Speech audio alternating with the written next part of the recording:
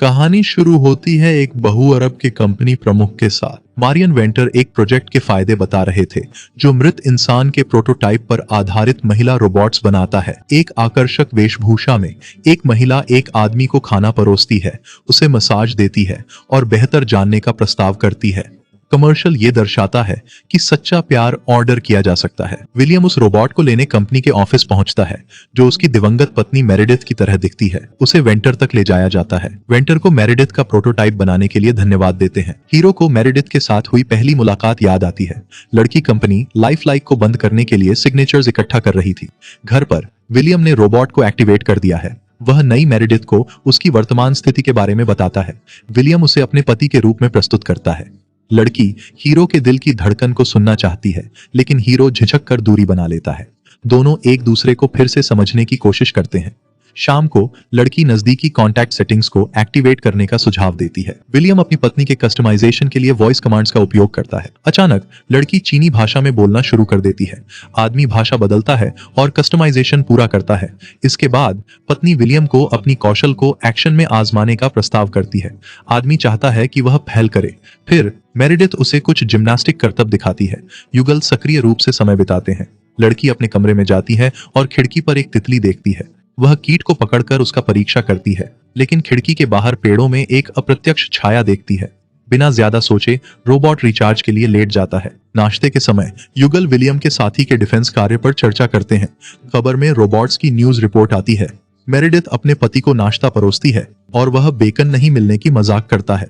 Robot bacon के खतरों के बारे में बताता है, लेकिन आदमी अपने आहार को बदलने पर जोर देता है। पोलेंटा का स्वाद चखने के बाद वह डिश और मेरेडिथ की तारीफ करता है और काम के लिए निकल जाता है। लड़की ड्रेसिंग रूम में मेकअप सीखती है। काम पर विलियम के अच्छे परिणामों के लिए उसकी प्रशंसा होती है। एक सार्जेंट को अन्य पार्टनर्स के अपहरण की जानकारी मिलती है और वे एजेंट्स को मिशन पर भेजते हैं। एक साथी जिसका नाम वेंडी है, एक घर में जागती है और भागने की कोशिश करती है।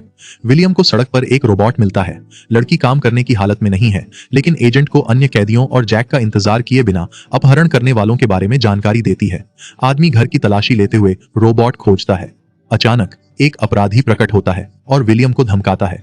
एजेंट उसे खत्म कर देता है। मेरेडिथ रिचार्ज के लिए लेटती है। वह एक ड्रीम ऑपरेटर से मिलती है। एक लड़की खुद को एक पार्टी में पाती है। उसे लगता है यह असली मेरेडिथ की मेमोरी है। सपने में महिला लिविंग रूम में जाती है, जहां उससे उसका पति मिलता है।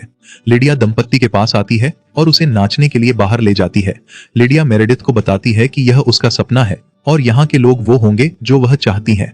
नकाबपोश अजनबी लड़की को लाल पक्षी वाला कार्ड देता है, कहते हुए कि यह उसकी याददाश्त में मदद करेगा। एजेंट बचाए गए रोबोट्स को इफ्लाइक पहुंचाता है। एक कमरे में नायक ओल्ली और लिदी को देखता है। कामगार बताता है कि वे अजीब रोबोट्स हैं, लेकिन मालिक उन्हें पसंद करते हैं। मेरेडिथ फिर से अपने ड्रीम मेन्यू को एक्सेस करती है। वह ऑपरेटर से नकाबपोश अजनबी के बारे में पूछती है, लेकिन रिकॉर्ड में ऐसी कोई जानकारी नहीं है। फिर लड़की महिला के हॉबी की जानकारी देखती है और उसे अपनी हॉबी में बुनाई को शामिल करने के लिए कहती है। एक रोबोट एक लाल पक्षी के साथ एक तकिए की खोल बुनता है। बाद में मेरेडिथ ने साइकिल चलाने का फैसला किया। अचानक लुइस उसकी राह में आ जाता है। अजनबी कहता है कि मेरेडिथ को कुछ याद करना चाहिए। घर पर वह अपने पति को बताती है कि क्या हुआ। विलियम अजनबी की क्रियाओं को इस तथ्य से समझाता है कि साधारण महिलाओं को साथी पसंद नहीं आते। पति ने पत्नी का इलाज करने के बाद लड़की उसे शामिल होने का सुझाव देती है और वे शतरंज खेलना शुरू करते हैं। बाद में मेरेडिथ घर के सामने खड़ी होती है और झील को देखती है। विलियम बताता है कि यह उसका पसंदीदा स्थान हुआ करता था। लड़की खुद के बारे में बात करती है और उसे कुछ देती है जो उसने बुना था। विलियम हैरान होता है और कहता है कि वह पहले कभी नहीं बुनी थी। तभी आदमी अपनी पत्नी को पहली बार देखने और उसके प्रति प्रेम की बात कबूल करता है। यह जोड़ा एकता महसूस करता है। रात को पति पत्नी रोबोट मेरेडिथ की डायरी पढ़ता है। वह कहानी से प्रभावित है और खुद को जानना चाहती है, लेकिन ऐसी चीजों तक एक्सेस मना है। इसलिए वह स्लीप मोड में जाती है और ऑपरेटर के साथ संचार करती है, लेकिन कुछ फाइल लॉक हैं और वे अलग अलग मेमोरी के साथ एक फोल्डर चुनते हैं। लड़की उन ड्रीम में पहुंच जाती है जिसके बारे में उसके पति ने सुबह में बताया था, लेकिन उसके पति की जगह एक मास्क पहने आदमी आता है और जोर देता है कि वह कुछ याद करे। पति मेरेडिथ को जगाता है और उसे रात के लिए अपने बिस्तर पर ले जाता है। रात के बीच में मेरेडिथ जाग जाती है और देखती है कि विलियम जागा हुआ है। नायक अपनी पत्नी के सवालों के जवाब में उसे बिस्तर पर भेज देता है और लड़की के पक्षी वाले तकिए को कचरे में फेंक देता है। विलियम के सोने के बाद रोबोट मेरेडिथ की वीडियो टेप्स देखने लगता है। एक महिला टेंट में जाती है और फिल्म बना रहे व्यक्ति से प्यार की कबूलियत करती है। सुबह में विलियम लड़की को प्रकृति पर सोचते हुए देखता है। वह पति को गाना सुनाकर खुश करने का सुझाव देती है। काम में एजेंट को नए असाइनमेंट पर भेजा जाता है और वह ऑफिस पहुंचता है जहां लड़की छिपी है। विलियम रोबोट से बात करता है। लड़की को कंपनी में वापस लाने के लिए मना रहे हैं। लड़की वापस नहीं जाना चाहती और अपने लिविंग रूम में आजाद रहने का चुनाव करती है। मेरेडिथ सड़क से एक अजनबी को देखती है। लुइस हैरान है कि मेरेडिथ इस बार तेजी से वास्तविकता में समायोजित हो रही है। महिला रोबोट से कहती है कि मेरेडिथ को जागने की आवश्यकता है। वे संवाद करते हैं और लुइस विलिंग के लिए एक संदेश छोड़ देती है। एजेंट उस रोबोट के बचे हुए हिस्से को विफ्लाइक को लौटाता है और बच्चों के साथी जोड़ियों को देखता है। आदमी साथी के कार्य पर चर्चा करने के लिए प्रधानाचार्य से मिलने की मांग करता है। प्रधानाचार्य आदमी को यह समझाने की कोशिश करते हैं कि रोबोट के कोई भावनाएं नहीं हैं। मैरोन का कहना है कि उनकी महिला साथी खतरा नहीं है। घर पर मेरेडिथ डायरी की प्रविष्टियों को पढ़ती है, यह समझते हुए कि वह और विलियम प्यार में थे। जब विलियम काम से लौटता है, सोफे पर एक नए तकिए में एक पक्षी है। मेरेडिथ विलियम को लुइस के बारे में बताती है और टेप देखने का सुझाव देती है। एजेंट अपने साथी को फोन करके उनकी गर्लफ्रेंड के साथ वक्त बिताने से विचलित करता है। पुरुष खलनायकों का पीछा करने वाले हैं जो साथियों का अपहरण करते हैं। मेरेडिथ विलियम के शब्दों पर संदेह करती है, लेकिन प्रयास करने को सहमत होती है। जैक सोने से पहले उसे निर्देश देता है। मेरेडिथ के हैलोवीन ड्रीम में कैमरे से कैद हुई कहानी बताई जाती है। मेरेडिथ एक अंधेरे घर में जाती है जहां कई पुतले पाए जाते हैं। वहां कीन उसका इंतजार कर रहा है और वह अपने मास्क को उतार देता है। वह वास्तविकता में मिलने का अपॉइंटमेंट करता है। पुरुष सोर्स का पता लगा लेते हैं और विलियम अपनी पत्नी की बजाय मीटिंग के लिए जाता है। ये एक जाल है और पुरुषों को एक गैस से बेसुध कर दिया जाता है। घर पर विलियम को लगता है कि कीन ने घर में घुसपैठ की है, लेकिन वह मास्क पहने पुतला होता है।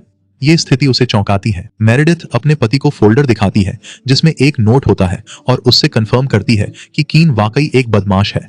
उसके पति बताते हैं कि वह पहले उनके समूह में थी। जैक अपने पार्टनर को कॉल करता है उनकी सलामती जानने के लिए। बातचीत में विलियम उसे सोने में बात करना चाहता है। कपल जैक से मिलने जाते हैं। एजेंट को यकीन है कि कीन उन्हें देख रहा है। वे लोग जंगल में जाकर कीन से मिलते हैं। विलियम अपनी पत्नी को अकेले कीन से बात करने भेजता है। 10 चार्ज पर मेरेडिथ को जागना पड़ता है। बातचीत असफल रहती है। मेरेडिथ जंगल में खो जाती है और ऑपरेटर से दूसरी लोकेशन के लिए दरवाजा खोलने को कहती है। कंपनी ऑली और लेडी की पार्टी में पहुंचती है। एजेंट सभी को परिसर छोड़ने का आदेश देता है। मेरेडिथ सीढ़ियों के पीछे रुककर लड़ाई देखती है।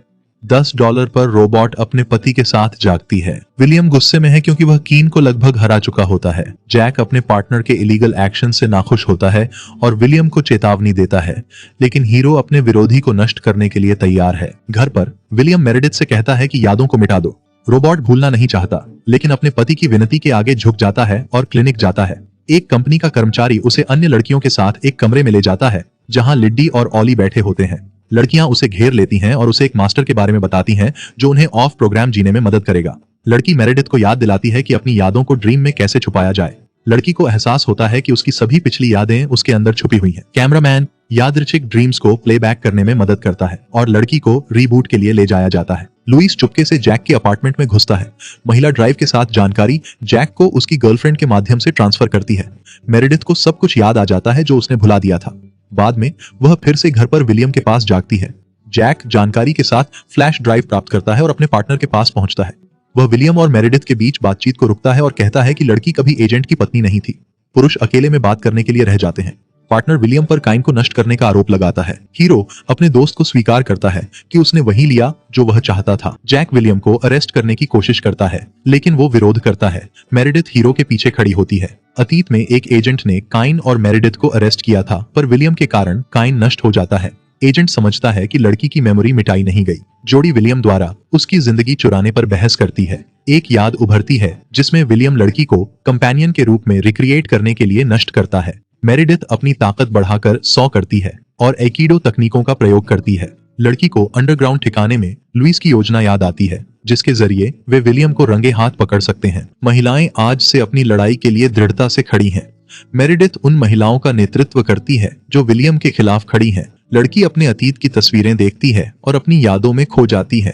जब काइन उसके साथ था, वह अंगूठी हटा देती है और उसे तकिए पर छोड़ देती है। उसका अर्थ है कि वह अपनी पुरानी जिंदगी से आगे बढ़ रही है। मेरेडिथ प्रदर्शनकारियों की मास्टरमाइंड बनकर उभरती है और महिलाओं से वादा करती है कि आज से वे नए सिरे से जीवन शुरू करेंगी। आगे का सफर उनके लिए एक नई दिशा लेकर आएगा। जैसे जैसे उनकी स्वतंत्र जिंदगियां शुरू होती हैं, मेरेडिथ लाइफलाइक के प्रमुख को ऑनलाइन देखती हैं।